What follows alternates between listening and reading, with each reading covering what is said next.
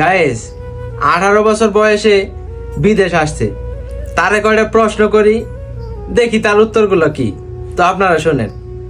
প্রথম কথা, তুমি বিদেশ আসছো, তোমার টার্গেট কি?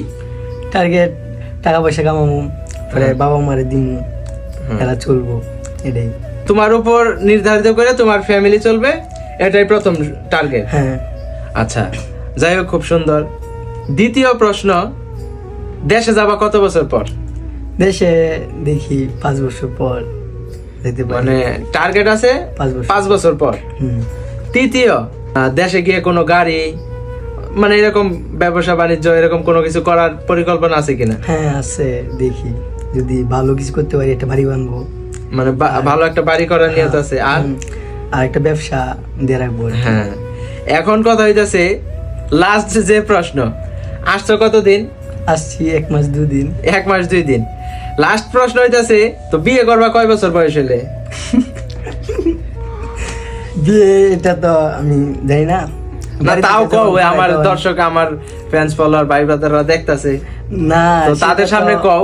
সেটা তো আমি বলতে পারি না, কারণ বাড়ির থেকে যখন করে তখন।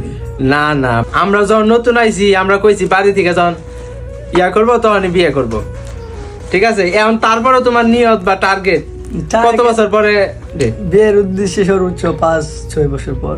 আচ্ছা আচ্ছা, 18 বয়স চলতেছে, 6 বছর পর যদি বিয়ে করে 24 বছর, আর যদি 5 বছর পর করো 23 বছর, তাহলে 23 বছরে বিয়ে করবা নি? দি ইনশাল্লাহ নিয়ত আছে, সফল হয়ে বিয়ে করবা। তো গাইস, সবাই দোয়া করবেন। ছেলেটা খুবই ছোট, 18 বছর বয়সে বিদেশ আসতে। তো সব সময় চেষ্টা করি ছোট ভাইয়ের মতো আদর করার, কারণ হচ্ছে অল্প বয়সে আসতে। আমাদের আশেপাশের রুমে কারো রুমে যদি অল্প বয়সের কেউ বিদেশ আসে, তার পিচ্ছি ছোট এটা সেটা বলি, অথবা এত অল্প বয়সে বিদেশ আসতো কেন, এটাও বলি। আসলে এগুলা বলা ঠিক না। রুমে যতজন থাকি তারাই হচ্ছে একটা ফ্যামিলি, ওই হচ্ছে একটা ফ্যামিলি মেম্বার এখন।